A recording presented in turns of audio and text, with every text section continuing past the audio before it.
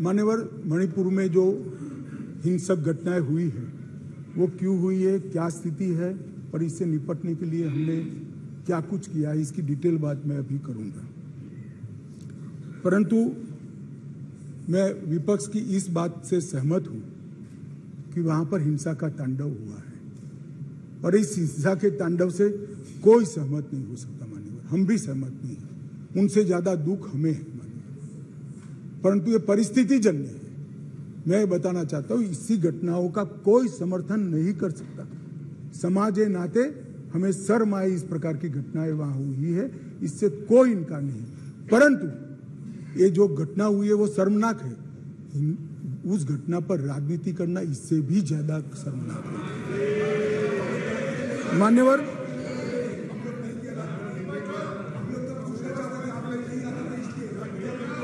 मैं बताता हूं,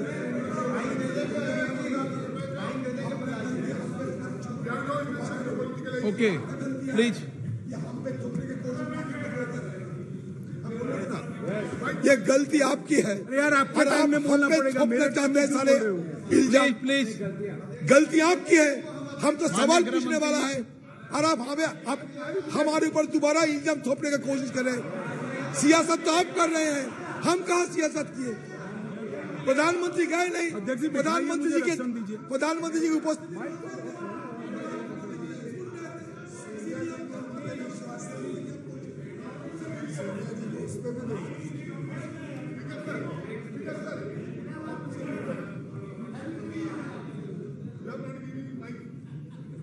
मान्यवर,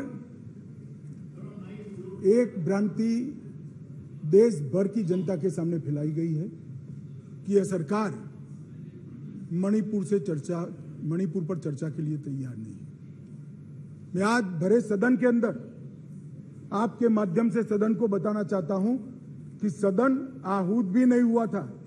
मैंने पत्र लिखकर अध्यक्ष जी से मांग की थी कि मैं चर्चा के लिए तैयार हूं, इसमें समय मर्यादा मत बनाइए। प्लीज बैठो बैठो बैठो प्लीज प्लीज प्लीज प्लीज।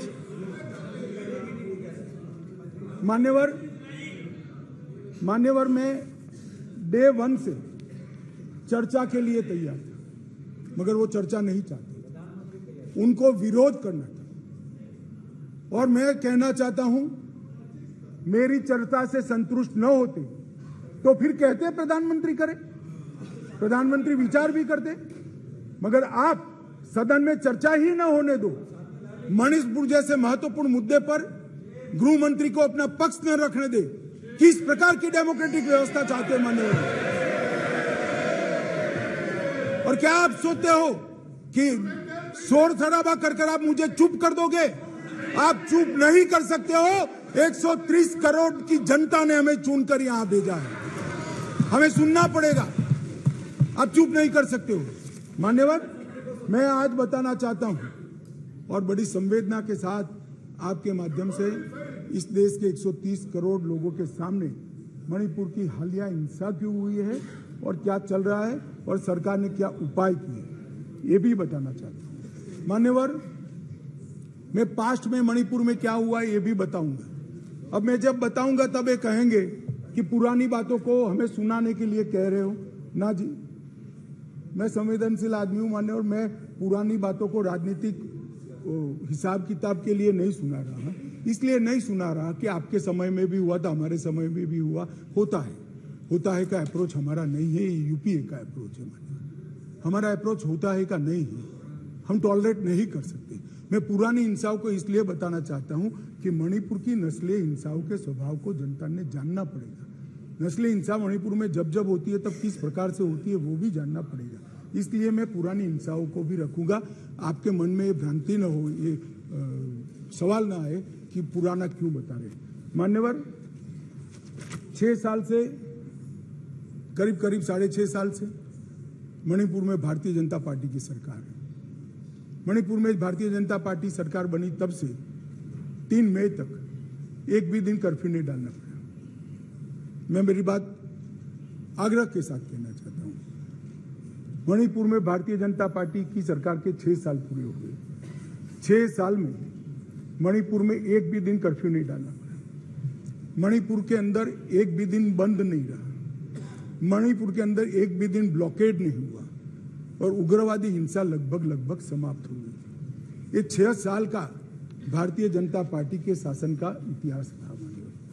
2021 में हमारे देश की पड़ोस में म्यांमार में सत्ता परिवर्तन हुआ और म्यांमार में वहां पर मिलिट्री का शासन आया, डेमोक्रेटिक सरकार गिर गई और वहां पर एक कुकी डेमोक्रेटिक फ्रंट है, इसने लोकतंत्र के लिए आंदोलन चालू करा। जब कुकी डेमोक्रेटिक फ्रंट ने लोकतंत्र के लिए आंदोलन चालू करा, वहां की मिलिट्री शासन ने इन पर कड़ाई करना शुरू की, दबिश बनाना शुरू की और चूंकि म्यांमार की बॉर्डर फ्री बॉर्डर है मान्यवर, वहां फेंसिंग नहीं है और आज से नहीं, आजाद हुए तब से नहीं है, फेंसिंग नहीं है। तो बहुत बड़ी मात्रा में मिजोरम और मणिपुर के अंदर कुकी भाइयों का वहां शरणार्थी नाते यहां आना शुरू हुआ। मैं इसलिए कहना चाहता हूं मान्यवर, क्योंकि उनका झगड़ा मणिपुर की मिलिट्री से था और दबिश शुरू हुई इसलिए आया। अरे म्यांमार की मिलिट्री से था और दबिश शुरू हुई इसलिए वो यहाँ पर आए। मान्यवर, हजारों की संख्या में कुकीज आदिवासी भाई यहाँ आना शुरू हो गए और परिवार बसने लगे। कहाँ बसेंगे? तो जंगल में बसने लगे और एक प्रकार से मणिपुर के बाकी हिस्सों में एक असुरक्षा की भावना हुई कि हमारी जनसांख्यिकी बदल जाएगी। हमने उसको देखा। उसी वक्त मान्यवर हमने गृह मंत्रालय में 2022 में निर्णय किया कि अब ये बॉर्डर को खुला नहीं कर सकते, बॉर्डर बनानी पड़ेगी, फेंसिंग करनी पड़ेगी। हमने 10 किलोमीटर फेंसिंग पूरी कर दी है, 60 किलोमीटर का काम चालू है और 600 किलोमीटर का सर्वे चालू है।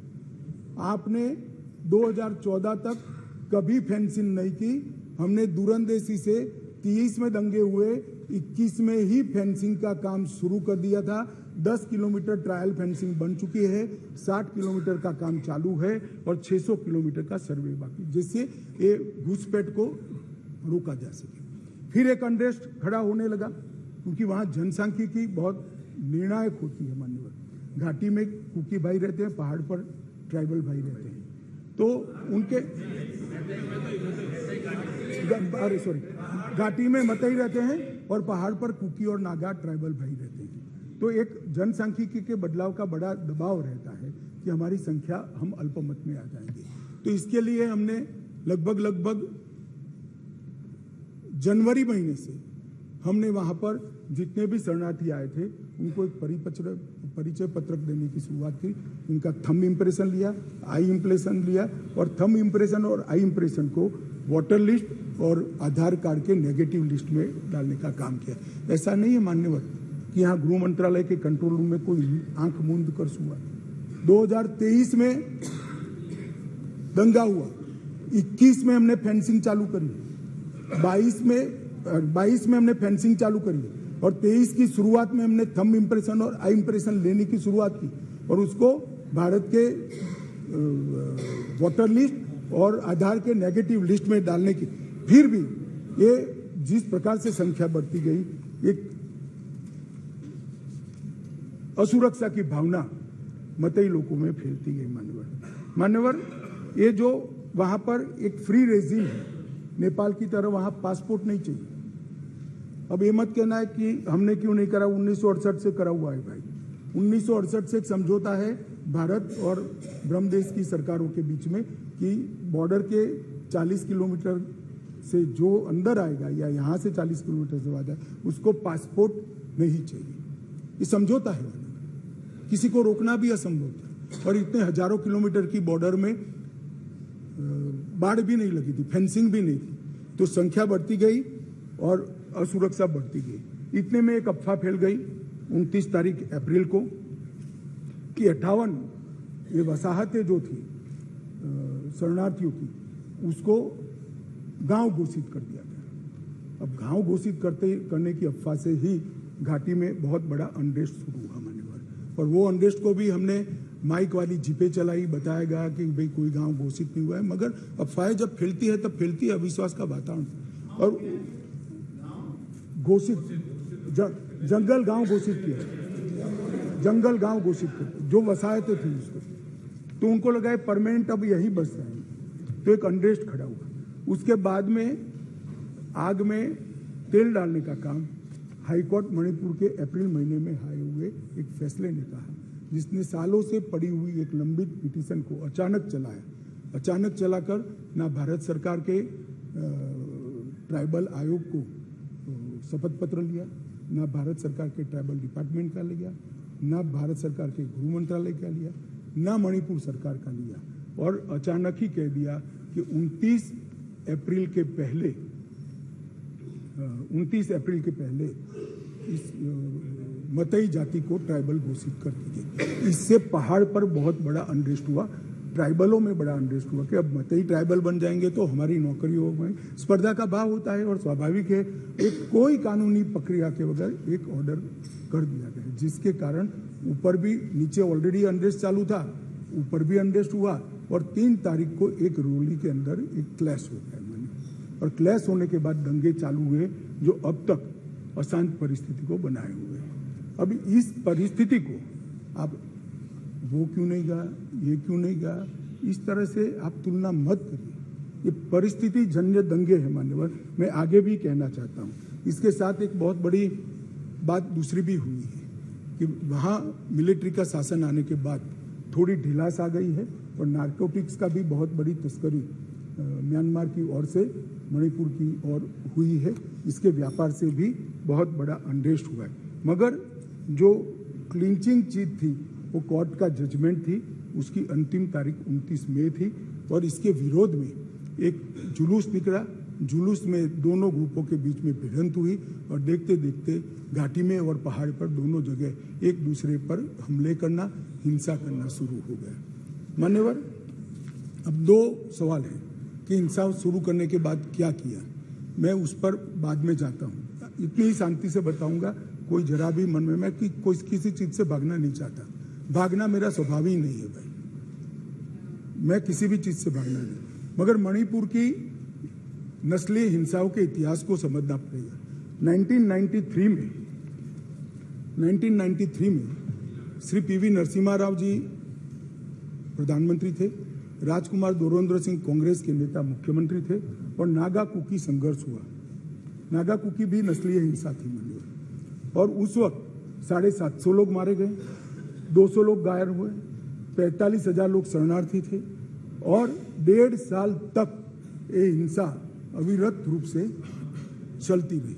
अब ये कहते हैं प्रधानमंत्री जी क्यों नहीं बोले? भाई 700 लोग मारे गए थे, 200 लोग घायल हुए, 45,000 लोग शरणार्थी बने। आपको मालूम है जवाब किसने दिया? मान्यवर, इनको मालूम है जवाब किसने दिया? MOS राजेश पायलट। और मुझे नहीं बोलने देते। मान्यवर, इतनी जघन्य घटना हुई, भारत सरकार से किसी ने मुलाकात की क्या था? ट्राइबल मिनिस्टर गया? ना जी। समाज कल्याण विभाग के मंत्री गए? ना जी। होम मिनिस्टर का question does not arise. MOS गए? ना जी। और ये पूछते हैं हमें कि प्रधानमंत्री क्यों नहीं गए? अरे भाई, आप जरा देखिए कि नस्लीय हिंसाओं का इतिहास, मैं पूरा बताता हूं इतिहास, मुझे जल्दबाजी नहीं है, बड़ा महत्वपूर्ण मुद्दा है, मुझे पूरा बताना है इतिहास। संसद के अंदर विपक्ष बोलते बोलते थक गया, गृह मंत्री जवाब देने के लिए खड़े नहीं हुए, MOS ने जवाब दिया मान्यवर, और ये लोग प्रधानमंत्री जवाब दे वो मांग से पूरा पार्लियामेंट होल्ड करे हुए। मान्यवर, 1993 में दूसरी बार संघर्ष हुआ, मतई पंगल संघर्ष हुआ, 100 लोग मारे गए, वो भी 1 साल तक चला, और राज्यसभा में गृह मंत्री ने जवाब दिया, बस, लोकसभा में नहीं। और ये कह रहे हैं प्रधानमंत्री जवाब दे। मुलाकात की किसी ने नहीं की, ना गृह मंत्री ने, ना MOS ने, किसी ने नहीं की। फिर इंदर कुमार गुजराल आए 97-98 में, कुकी पाइते संघर्ष हुआ, 350 लोग मारे गए, 1 साल तक संघर्ष चला। ये भी नस्लीय हिंसा है।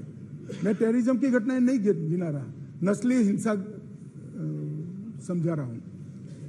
1 साल तक चला, चर्चा ही नहीं हुई, स्टेटमेंट भी नहीं हुआ, सवाल भी सारे खारिज कर दिए गए, और ये कहते हैं प्रधानमंत्री जवाब दे। और मैं डे 1 से कह रहा हूं मान्यवर, मैं जवाब देने के लिए तैयार हूं, मेरी ड्यूटी है, मैं देश के प्रति जवाबदेह हूं, संसद के प्रति जवाबदेह हूं, विपक्ष के प्रति भी जवाबदेह हूं। मैं आपको जवाब देने के लिए, मुझे बोलने नहीं देते हैं। ये किस प्रकार का लोकतंत्र है माननीय? तो अब तो बोलने ही दोगे, अब तो बोलने ही दोगे दादा। मैं पहले की बात कर रहा हूं, पहले की बात कर रहा हूं। और हमारे गोगाई जी कहते हैं मौन तोड़ने के लिए लाया गया। अरे भाई, मौन रखने वाले तो हार गए और वहां बैठ गए, हम तो बोलने वाले हैं, जवाब देने वाले हैं। हम मौन नहीं रखते, मौन आप रखते हैं। हमें कुछ नहीं छुपाना, हमारा कोई आदमी इसमें इन्वॉल्व नहीं है। मैं नाम बोलना नहीं चाहता, गृह मंत्रालय के रिकॉर्ड पर नेताओं के नाम है। सुनना है तो बता दूं, आप खड़े होकर कह दो बताओ तो मैं बता देता हूं। नाम सुनना है?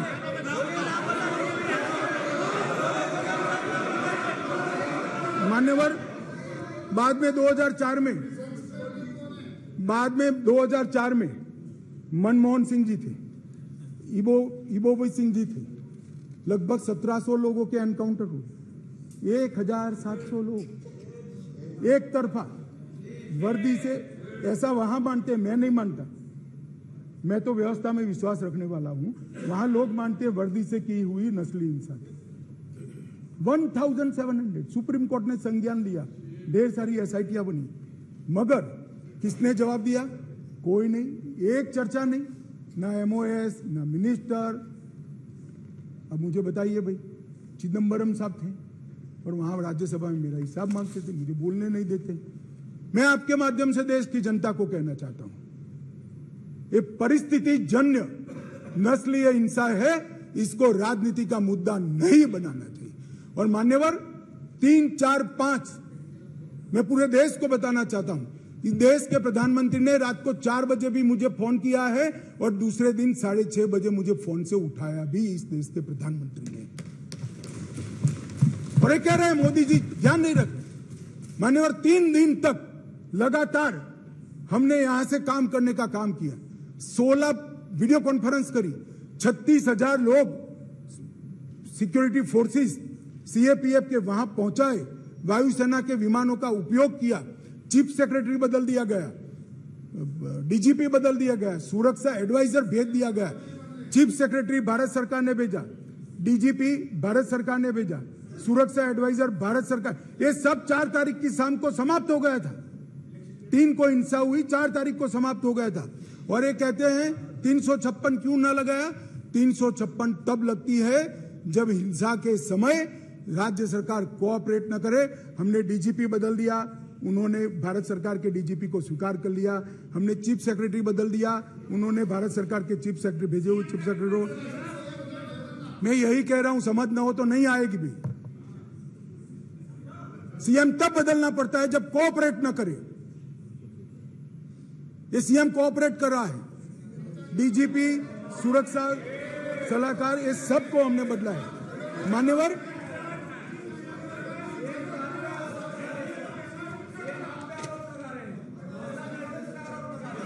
भाई बैठ जाओ यार। कृपया आप इतनी चिंता करो कि मैं आसाम पर न जाऊं। मान्यवर, यूपीए के शासन में वहां नाकाबंदी की जाती थी, ब्लॉकेड लगाए जाते थे। 1 साल में 139 दिन से 30 दिन तक का ब्लॉकेड रहा, 5 साल तक ब्लॉकेड लगे। और उस वक्त पेट्रोल के दाम 1200 रुपये तक पहुंचे थे। हमने 28 दिन में पूरा काम पूरा कर रेलवे को वहां पहुंचा है और अबाधित रूप से आज सप्लाई वहां पर चालू है और दामों को बढ़ने लगे, अबाधित रूप से। और इतनी कठिन परिस्थिति थी कि कुकी एरिया में मतई ड्राइवर नहीं जा सकते थे, मतई एरिया में कुकी ड्राइवर नहीं जा सकते। हम आसाम से ट्रक भी लाए, ड्राइवर भी लाए, सेना को भी लगाए और जाकर दामों को हमने कंट्रोल करने का काम किया है। मान्यवर, मैं हिंसा की भी आंकड़े देना चाहता हूं। मैं क्यों कह रहा हूं कि आप राजनीति कर रहे हो, मैं लॉजिक के साथ कह रहा हूं। मान्यवर, अब तक 152 लोग मारे गए, इसमें कोई छुपाने की जरूरत नहीं है। ये सोशल मीडिया के जमाने में छिप भी नहीं सकता है और हमारा स्वभाव भी छिपाने का नहीं है। मान्यवर, 152 लोग मारे गए, इसकी एनालिसिस क्या है?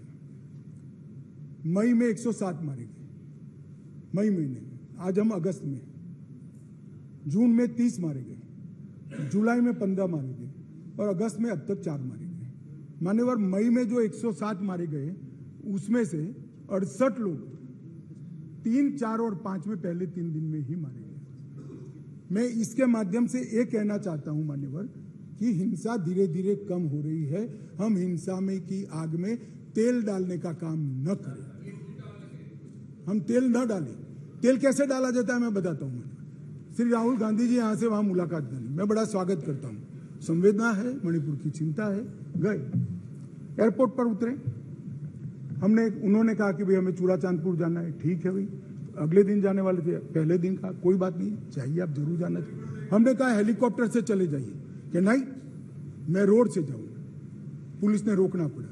फिर 3 घंटे तक ऑल इंडिया लाइव कराकर ये नाटक देश को दिखाया और फिर 4 बजे दूसरे दिन हेलीकॉप्टर से चले गए। भाई हेलीकॉप्टर से चले जाते तो क्या आपत्ति थी, हमने सुरक्षा की पूरी व्यवस्था की थी, परंतु इस प्रकार की काम करने के लिए वहां जाना, इसको पॉलिटिक्स कहते हैं गौरव जी।